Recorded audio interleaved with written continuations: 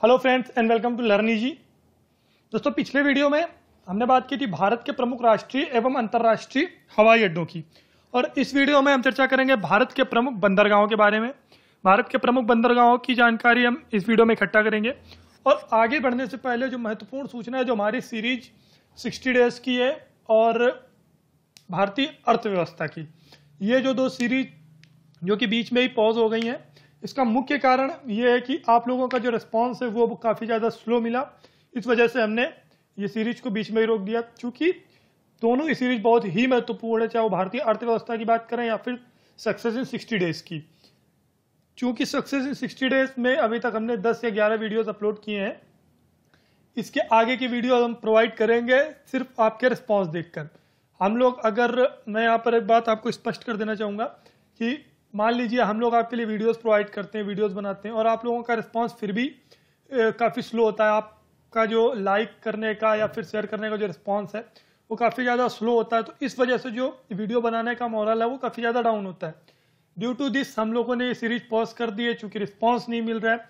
आप लोग अगर चाहते हैं कि बाकी सीरीज फिर से रिज्यूम हो, चाहे वो भारतीय अर्थव्यवस्था की हो और चाहे वो सक्सेस इन 60 डेज की हो, तो हमें ज़्यादा से ज़्यादा अपने सुझाव बताएं। और वीडियोस को जब आप ओपन करते हैं, देखते हैं, तो अगर आप एक लाइक का बटन हिट करेंगे, आप लाइक करेंगे वीडियोस को, तो ये लगता है, समझ में आता है कि हाँ, आपको वीडियोस पसंद आ रहे हैं, हमको इस क्षेत्र में या फिर इस टॉपिक पे और ज़्यादा वीडियोस बनाने चाहिए। इस वजह से हम उसको आगे फॉरवर्ड करते हैं। मान लीजिए 60 डेज की बात करते हैं, तो उसके व्यूज़ भी काफ़ी कम हो गए और उसमें जो लाइक्स और शेयर्स का जो रेशियो है वो भी धीरे धीरे घट गया, जिससे हमें ये लगा कि जो ये सीरीज है आप लोगों के द्वारा पसंद नहीं की जा रही है, तो हमने उसको पॉज कर दिया। अगर आप चाहते हैं रिज्यूम करना, तो हमें अपने सुझाव बताएं, तो हम उसको फिर से रिज्यूम करेंगे, चाहे वो भारतीय अर्थव्यवस्था हो या सक्सेस इन 60 डेज की सीरीज हो।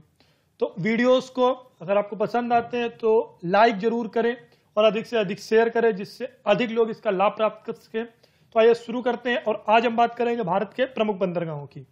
भारत के प्रमुख बंदरगाह, जो कि एक महत्वपूर्ण टॉपिक है, क्योंकि एग्जाम्स में भारतीय परिवहन से रिलेटेड जब बात आती है तो भारत के बंदरगाहों से भी सवाल पूछे जाते हैं। भारत में कुल 13 बड़े और लगभग 200 छोटे बंदरगाह हैं।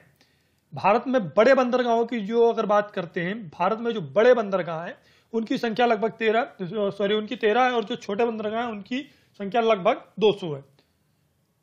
बड़े बंदरगाह और छोटे बंदरगाहों का जो मेन डिफरेंस होता है वो ये होता है कि जो बड़े बंदरगाह होते हैं उनकी देखरेख सेंट्रल गवर्नमेंट के द्वारा की जाती है। जो केंद्र सरकार होती है वो बड़े बंदरगाहों की देखरेख करता है, और जो छोटे बंदरगाह हैं उनकी जो देखरेख होती है वह राज्य सरकार के द्वारा की जाती है।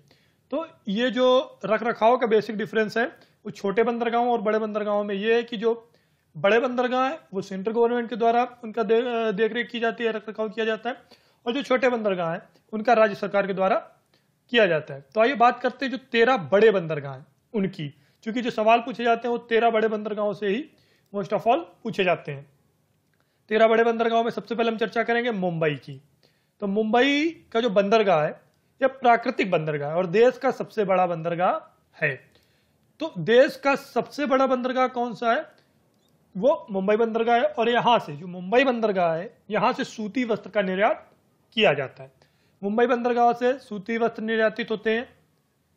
आगे बात करते हैं जवाहरलाल नेहरू बंदरगाह या न्हावा शेवा बंदरगाह, इसका एक अन्य नाम है न्हावा शेवा बंदरगाह, जिसको जवाहरलाल नेहरू बंदरगाह भी कहते हैं।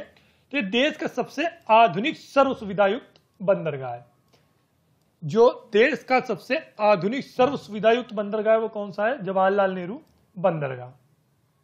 और यहां से शुष्क सामग्री के व्यापार के लिए ये जो जवाहरलाल नेहरू बंदरगाह है ये प्रसिद्ध है। अब बात करते हैं हल्दिया, कोलकाता का जो हल्दिया बंदरगाह है, तो यह एक ज्वारीय बंदरगाह है। हल्दिया किस प्रकार का बंदरगाह है?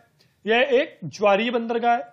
यह भारत का पहला बंदरगाह है जो नदी पर स्थित है। महत्वपूर्ण इसमें यह है, जो हल्दिया बंदरगाह है कोलकाता का, इसमें जो महत्वपूर्ण है वो यह है कि यह पहला बंदरगाह है भारत का जो नदी पर स्थित है।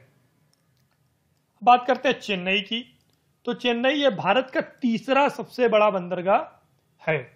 चेन्नई भारत का तीसरा सबसे बड़ा बंदरगाह है, और एक कृत्रिम बंदरगाह है। जो यहां पर महत्वपूर्ण है चेन्नई से रिलेटेड तथ्य यह है कि यह तीसरा सबसे बड़ा बंदरगाह है और यह कृत्रिम है, यह प्राकृतिक नहीं है। पूर्वी तट पर स्थित भारत का सबसे पुराना बंदरगाह भी चेन्नई है। पूर्वी तट पर स्थित भारत का सबसे पुराना बंदरगाह कौन सा है, तो वो भी चेन्नई का ही नाम आता है। अब बात करते हैं विशाखापत्तनम की।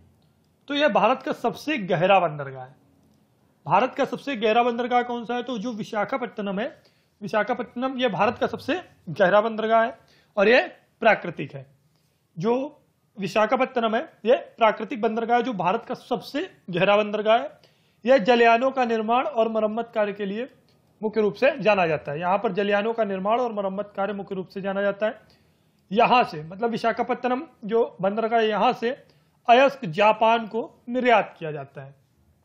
जो लौ अयस्क है, आयरन ओर है, वो जापान को एक्सपोर्ट किया जाता है विशाखापत्तनम बंदरगाह से। अब बात करते हैं पारादीप की। तो पारादीप यह उड़ीसा का बंदरगाह है और यह भी एक प्राकृतिक बंदरगाह है। पारादीप की जिसकी स्थापना हुई थी 1962 में। तो पारादीप यह उड़ीसा का बंदरगाह है और यह एक प्राकृतिक बंदरगाह है जिसकी स्थापना 1962 में की गई थी। आगे चर्चा करते हैं एन्नोर की। एन्नोर यह तमिलनाडु में स्थित है। एन्नोर जो है यह तमिलनाडु में और यह भारत का सबसे नया तथा 12वां बंदरगाह है। भारत का सबसे नया बंदरगाह जो की अगर बात करते हैं 12वां, तो यह जब 12वें की बात आती है तो उस समय का, हालांकि अभी 13 है, तो एन्नोर भारत का 12वां सबसे नया था बंदरगाह और यह देश का प्रथम सबसे बड़ा कंप्यूटराइज्ड बंदरगाह है। यह यहाँ पर काफी बार पूछा जा चुका है जब से एन्नोर का निर्माण हुआ है, स्थापना हुई है जब से एन्नोर बंदरगाह की, तो यह देश का सबसे बड़ा कंप्यूटराइज्ड बंदरगाह है। तूतीकोरिन, तूतीकोरिन बंदरगाह यह तमिलनाडु में स्थित है और यह एक कृत्रिम बंदरगाह है। जो तूतीकोरिन है यह तमिलनाडु में स्थित एक कृत्रिम बंदरगाह है। यहां से तूतीकोरिन से नमक, मछली, सीमेंट, लिग्नाइट, तंबाकू, इन चीजों का निर्यात किया जाता है। जो तमिलनाडु का ये जो तूतीकोरिन बंदरगाह, यहां से नमक, मछली, सीमेंट, लिग्नाइट, तंबाकू और अन्य वस्तुओं का मुख्य रूप से निर्यात किया जाता है। अब बात करते हैं कंडाला की। तो कांडला जो है गुजरात का प्राकृतिक बंदरगाह है। कांडला गुजरात का प्राकृतिक बंदरगाह है। यहां पर मुक्त व्यापार क्षेत्र स्थापित किया गया है। तो गुजरात का जो कांडला है, यहां पर मुक्त व्यापार क्षेत्र है वो स्थापित किया गया है और यह भारत का दूसरा सबसे बड़ा बंदरगाह है। भारत का दूसरा सबसे बड़ा बंदरगाह कांडला गुजरात है। मुर्मू गोवा, यह गोवा का एक प्राकृतिक बंदरगाह है। यह एक प्राकृतिक बंदरगाह जो गोवा में है और यहां से लोहा जापान को निर्यात किया जाता है। लौ अयस्क जो है वह विशाखापत्तनम से और गोवा से भी निर्यात किया जाता है। अब बात करते हैं न्यू मैंगलोर की। न्यू मैंगलोर कर्नाटक का बंदरगाह है और यह एक प्राकृतिक बंदरगाह है। न्यू मैंगलोर कर्नाटक का एक प्राकृतिक बंदरगाह है। यहां से लौ अयस्क का निर्यात किया जाता है। कोच्चि केरल का एक प्राकृतिक बंदरगाह है। कोच्चि केरल का एक प्राकृतिक बंदरगाह है और यह जो कोच्चि है यह मालाबार तट पर वेम्बनाथ झील के किनारे स्थित है। वेम्बनाथ झील के किनारे जो कोच्चि बंदरगाह है यह मालाबार तट पर स्थित है और यह प्राकृतिक बंदरगाह है। अब बात करते हैं पोर्ट ब्लेयर की। पोर्ट ब्लेयर यह अंडमान निकोबार द्वीप समूह में स्थित बंदरगाह है। पोर्ट ब्लेयर कहाँ का बंदरगाह है, तो अंडमान निकोबार द्वीप समूह में स्थित यह बंदरगाह है और 2010 में इसे 13वें बंदरगाह के रूप में मान्यता दी गई। तो सबसे लेटेस्ट का जो बंदरगाह है वह पोर्ट ब्लेयर है जिसको 2010 में 13वें बंदरगाह के रूप में मान्यता दी गई थी। अब बात करते हैं बंदरगाह से रिलेटेड कुछ अन्य महत्वपूर्ण तथ्यों की। तो देश का सबसे बड़ा बंदरगाह एक बार फिर से नजर डालते हैं तो वो मुंबई है।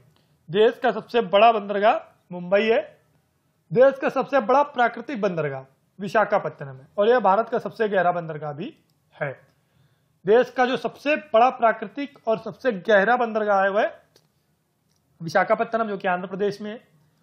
गुजरात स्थित कांडला एक ज्वारीय बंदरगाह है और चेन्नई एक कृत्रिम बंदरगाह है। यह भारत का सबसे प्राचीन बंदरगाह भी है। तो ये महत्वपूर्ण तथ्य हैं बंदरगाह से रिलेटेड। अगले वीडियो में भारत का परिवहन की सीरीज में हम अन्य महत्वपूर्ण तथ्यों के साथ उपस्थित होंगे।